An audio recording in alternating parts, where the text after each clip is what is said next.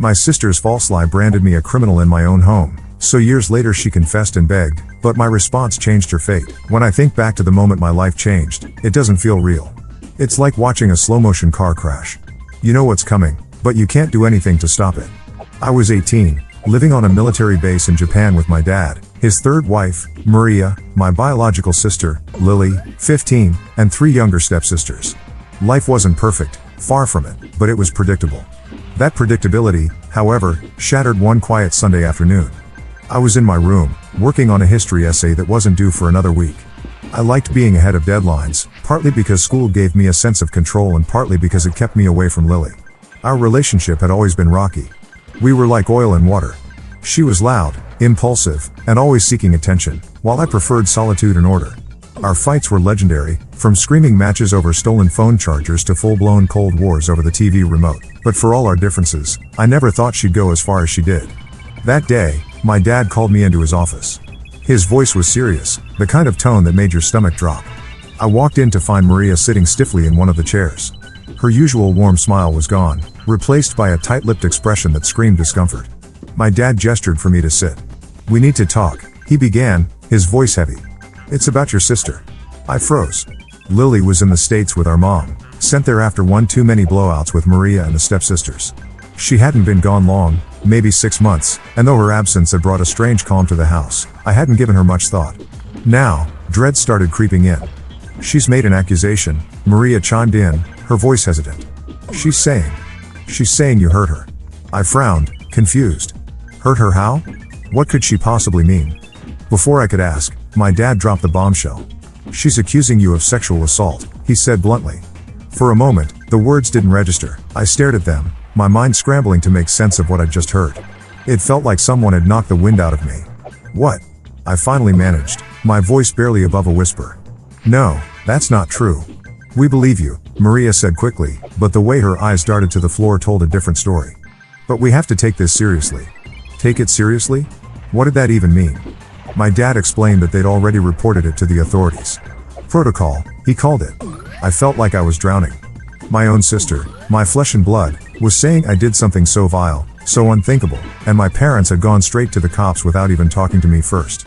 "She's lying," I said firmly, my voice shaking with anger and fear. "You know I'd never do anything like that."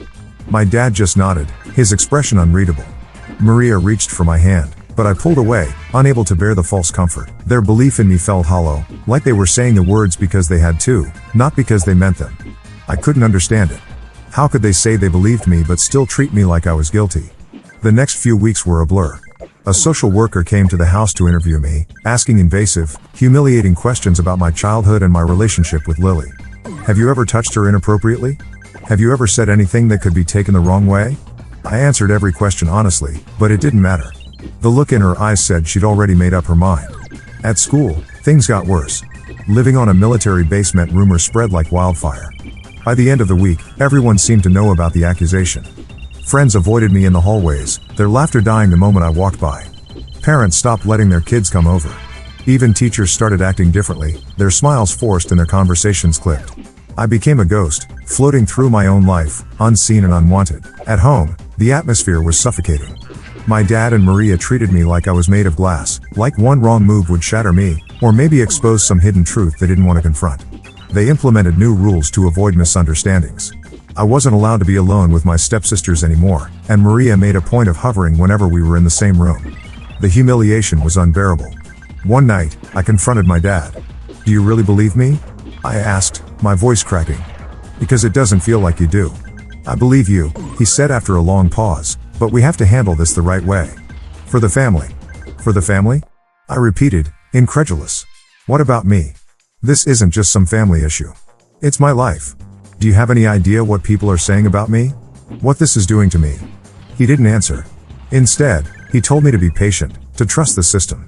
But how could I trust a system that had already branded me as guilty? The worst part was knowing that my own parents, people who were supposed to protect me, were the ones who'd set the wheels in motion. Meanwhile, Lily was living her best life back in the States. Through the family grapevine, I heard she joined her high school's cheerleading squad and was the center of attention in every room she walked into. It was infuriating. She turned my life into a living hell, and for what? Because she was jealous that I got to stay in Japan while she was sent to live with our unstable mom? The thought made my blood boil. One night, I called her. I needed answers. "Why are you doing this?" I asked, my voice trembling with anger and desperation. "You know it's not true." Her response was infuriatingly casual. "I don't want to talk about it," she said, her tone cold and dismissive. Then she hung up, leaving me staring at my phone in disbelief. That was the moment I realized there was no reasoning with her. She'd made up her mind, spun her web of lies, and now she was watching me struggle to untangle myself. It wasn't just betrayal, it was cruelty. And it wasn't over yet. As the investigation dragged on, my life unraveled piece by piece. Colleges I'd applied to sent rejection letters. Friends drifted away, and every day felt like a battle just to keep my head above water. But even as everything fell apart, one thought kept me going. I would survive this. I didn't know how, but I'd find a way. Because if Lily thought she could destroy me and walk away unscathed, she was wrong. Dead wrong.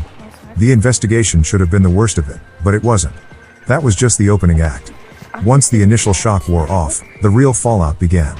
If the accusation had felt like a punch to the gut, the aftermath was a slow, suffocating chokehold. After the social worker left, my dad sat me down again. He looked more uncomfortable than I'd ever seen him, like he wanted to be anywhere but there. "The base community is small," he started, his words careful. "People are going to talk. I need you to keep your head down." Keep my head down? I wanted to laugh in his face. Rumors were already flying, and I was the center of them. Kids at school whispered as I passed by. Parents pulled their kids away from me as if proximity to me was contagious. My dad telling me to keep my head down was like asking someone drowning to hold their breath a little longer. Maria added her own version of damage control. She started micromanaging my every move.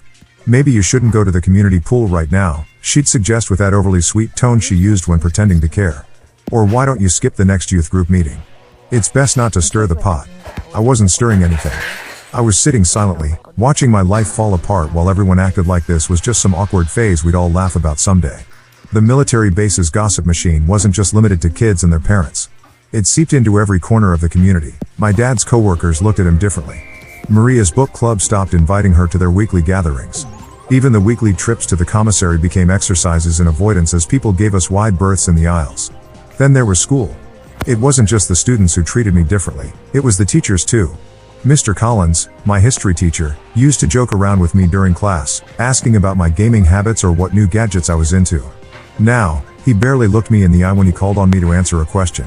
It felt like he was bracing himself for something awful. It wasn't what he said, it was what he didn't say. The silence and the gaps, the way he avoided my gaze, spoke volumes. The walls of home weren't safe either. Maria implemented new precautions that stripped away whatever shreds of normalcy I had left. At first, I wasn't allowed to be alone with my stepsisters. Then it escalated to me needing Maria to be in the room anytime I interacted with them, even for something as mundane as handing over the TV remote. "It's not about you," she said one night, as if that made it better. "It's about appearances." Appearances. That word had started to haunt me. It wasn't about truth or justice, it was about how the family looked to everyone else. My dad, the proud military officer, and Maria, the smiling, picture-perfect stepmom, couldn't afford to be seen as the parents who let something slide. They needed to be the ones who took every accusation seriously, no matter the cost. The cost, of course, was me. I thought about running away more times than I could count. There were nights I lay awake, staring at the ceiling, imagining packing a bag and disappearing. But where would I go? My mom? She wasn't exactly an option. She was still recovering from her latest divorce and could barely keep herself afloat, let alone take me in. My extended family? They'd already started distancing themselves, sending vague texts about letting the process play out. The process, another word I'd grown to hate. So I stayed, not because I wanted to, but because I had nowhere else to go. Lily, meanwhile, was thriving. Or at least, that's what I heard through the family grapevine. She had a tight-knit group of friends and was excelling in her classes. The news reached me in fragmented updates from relatives who still felt obligated to keep me in the loop. "She's doing really well," my aunt said over the phone one day. "Your mom says she's happier than she's been in years." Happier. That word was a knife to the gut. While my life was crumbling, Lily was out there living her best life, the center of attention, like she'd always wanted. It wasn't fair. None of it was. As the weeks turned into months, the investigation dragged on. No charges had been filed yet, but the threat loomed over me like a storm cloud. Every time the phone rang, I flinched, expecting the worst. I avoided looking at the mailbox, terrified of finding a letter from some authority demanding I appear in court. The uncertainty was worse than anything else. It was like waiting for an axe to fall, not knowing when or if it ever would. One night, I overheard Maria talking to my dad in the kitchen. Her voice was hushed, but the tension in her words was impossible to miss. "I don't know how much longer we can keep this up," she said. "It's affecting the girls. It's affecting us. Maybe it would be better if he went somewhere else for a while." Went somewhere else? My blood ran cold. They were already treating me like I was guilty. Now they were talking about sending me away. I didn't stick around to hear my dad's response. I didn't need to. I already knew how little I mattered in this so-called family. The breaking point came a few weeks later. A friend I'd known since middle school, one of the few people who hadn't completely cut me off, invited me to a small party. It was the first time I'd been included in anything in months, and for a brief moment, I felt normal again. But that feeling didn't last. I arrived at the party to find everyone huddled in a corner, whispering. When they saw me, the whispers stopped, and the room went uncomfortably silent. My stomach sank as I realized why. Someone had brought up the accusation. "Hey, I didn't know you were coming," the host said awkwardly, scratching the back of his neck. "Listen, man, some of the parents. They're not cool with you being here." I stared at him, stunned. "Parents? I thought this was just us." "Yeah, but, word gets around. Word gets around." That was it. That was all it took to unravel whatever fragile connection I still had to my old life. I left the party without saying another word, my chest tight with anger and shame. That was the moment I realized there was no going back. Whatever life I'd had before Lily's lie was gone, and no amount of denial or patience would bring it back. Back at home, I sat on my bed and stared at the ceiling, the weight of everything pressing down on me. I couldn't stay here. I couldn't keep living like this, surrounded by people who saw me as a problem to be managed. But what choice did I have? I grabbed my phone and pulled up a message from my uncle, the only family member who had consistently reached out. "If you need a place to stay, our door is always open," he'd written a few weeks ago. I hesitated, my finger hovering over the screen. Leaving meant giving up. It meant admitting that Lily's lie had won, that she'd succeeded in driving me out. But staying? Staying meant losing myself entirely. With a deep breath, I hit reply. Leaving wasn't easy. It wasn't dramatic either. No slammed doors, no screaming matches, just me, a packed duffel bag, and a goodbye note left on the kitchen counter. I didn't have the energy for a confrontation, and I doubted it would have made a difference. They didn't want me there, not really, and I couldn't survive another day feeling like an unwelcome guest in my own home. I caught the earliest bus off the base and headed straight to my uncle's place in Okinawa. The trip was a blur of anxiety and second-guessing. What if they didn't really mean it when they said I could stay? What if I showed up and they turned me away, like everyone else seemed to? But when I knocked on the door, my aunt answered with a smile that almost made me break down right there on the porch. "Come in," she said, pulling me into a hug. "You're safe here." Safe. I hadn't felt that in months. Living with my aunt and uncle was like stepping into a parallel universe. For the first time in what felt like forever, I wasn't walking on eggshells. They didn't look at me like I was broken or dangerous. They asked how I was doing, how they could help. It was overwhelming in the best way. But the relief was short-lived. The investigation wasn't over, and even though I was miles away from my dad's house, the weight of it still hung over me. Every time my phone buzzed, my heart jumped into my throat. Every time I saw a military officer or someone in uniform, I felt like they were there to drag me away. The constant fear was exhausting. One day, my uncle sat me down after dinner. He was a quiet man, not one for long speeches, but when he spoke, you listened. "Look," he said, "I know this isn't fair. None of it is. But you can't let this define you. You've got to start thinking about what comes next." "What comes next?" I repeated, laughing bitterly. "My life's over. No college is going to take me. No one's going to hire me." "That's not true," he said firmly. "You're smart. You're capable. You've just been knocked off course. But a detour isn't the end of the road." His words stuck with me. I didn't know how to fix the mess my sister had made, but I knew I couldn't sit around waiting for my life to magically get better. So I started looking for ways to rebuild. My uncle suggested the military. It wasn't what I'd ever planned for myself, but it offered structure, discipline, and, most importantly, a way out of the chaos that had consumed my life. The application process wasn't easy. Every form I filled out, every interview I sat through, felt like walking a tightrope. What if someone brought up the accusation? What if it disqualified me? But no one did. The investigation hadn't turned up any evidence, and as far as the military was concerned, I had a clean slate. It was the first real break I'd gotten in months. Boot camp was brutal, but it gave me something I desperately needed: focus. For the first time in a long time, I wasn't consumed by thoughts of Lily or my family or the life I'd lost.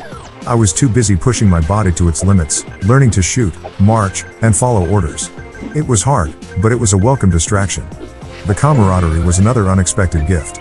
My fellow recruits didn't care about my past. They cared about whether I could pull my weight, whether I had their backs in the field. For the first time, I felt like I belonged somewhere. Things started to look up after boot camp. I was assigned to a unit stationed overseas, far from Japan and all the memories tied to it. I threw myself into my work, learning everything I could and excelling in ways I hadn't thought possible. It was like I'd been given a second chance, and I wasn't about to waste it. But even as I built this new life, the shadows of the past lingered. I couldn't escape the feeling that Lily's lie was still out there, waiting to resurface and ruin everything all over again. And then, one day, it did. I was sitting in my barracks, scrolling through my phone after a long day, when I got a text from my mom. We hadn't spoken in months. She was firmly on Lily's side, and I hadn't forgiven her for it. But curiosity got the better of me, and I opened the message. "Your sister's been hospitalized," it read. She tried to hurt herself. For a moment, I just stared at the screen. I didn't know how to feel. On one hand, no one deserves to feel so hopeless they want to end their life. On the other hand, this was Lily, the person who had lied about me, destroyed my reputation, and left me to pick up the pieces. Compassion and anger warred inside me, leaving me paralyzed.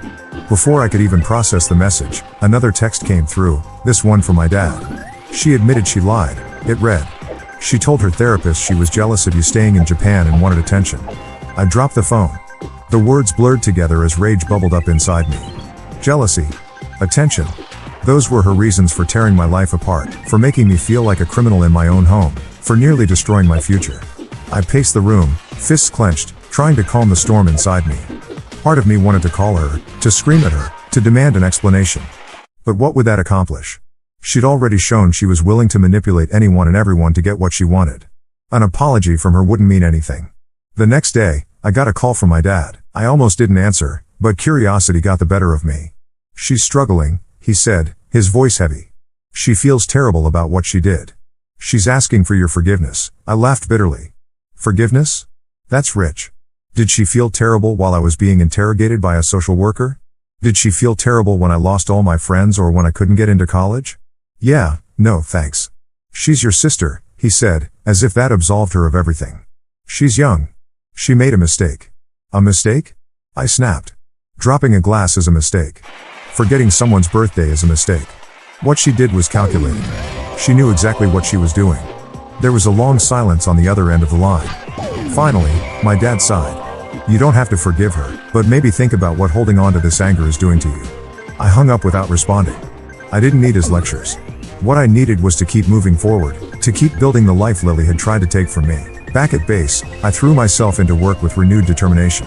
If my family wanted to dwell on the past, that was their choice, but I had no intention of letting them drag me back into the chaos. I was done being their scapegoat. From now on, my life was mine, and I was going to make the most of it. The months after my dad's call felt like a turning point. For the first time, I wasn't looking over my shoulder, waiting for the next piece of fallout to hit. Lily's admission to her therapist had exonerated me in the eyes of the authorities. Not that they ever publicly cleared my name, of course. The stain of the accusation was still there, but at least I wasn't living under the threat of legal action anymore. I doubled down on my work. My superiors noticed, too. I started earning promotions, slowly climbing the ranks and gaining responsibilities that challenged me in ways I hadn't expected. Leadership came naturally, and for the first time in years, I felt capable, like I wasn't just surviving but thriving. Every small victory felt like reclaiming a piece of the life I'd lost. But even as I built something new, the past had a way of creeping in. It started with the messages. They came sporadically at first, texts from Lily, always vague and emotional. "I need to talk to you. Please. I'm sorry. I just want to make things right." I ignored every one of them. What was there to say? Words couldn't undo the damage she'd done, and I wasn't interested in hearing her excuses. Then came the calls. They were less frequent but more desperate. She'd leave voicemails, her voice shaky and raw. "I know I don't deserve your forgiveness, but I'm trying to be better. Please, just give me a chance to explain." Explain what? There was nothing to explain. She'd already admitted the truth. She lied because she was jealous, because she wanted attention, because she couldn't stand seeing me happy. There wasn't some hidden, noble reason behind her actions. She'd been selfish and cruel, and now she was dealing with the consequences. One night, after a particularly long day, I decided to listen to one of her voicemails, not because I cared, but because I wanted closure. I wanted to hear her voice, hear her excuses, and confirm that I was right to keep her out of my life. "Hey," she began, her voice trembling. "I know you hate me, and you have every right to. I messed up more than I can ever say. I was stupid and selfish, and I didn't think about what I was doing to you. I felt like I was losing everything, and I wanted someone to blame. I know that's not an excuse. I'm sorry. I'm so sorry. For a moment, I didn't feel anger. I didn't feel anything. Her words washed over me, hollow and meaningless. An apology couldn't erase what she'd done. It couldn't give me back the friendships, the opportunities, the time I'd lost. And it definitely couldn't rebuild the trust she'd shattered. I deleted the message. Life continued to move forward. My work took me to new places, conferences, collaborations, even leadership training programs that put me on track for a future I hadn't thought possible. I started taking online classes in software engineering, combining my military skills with my passion for coding. It was exhausting but rewarding, a reminder that I was capable of more than Lily's lie had tried to define me as.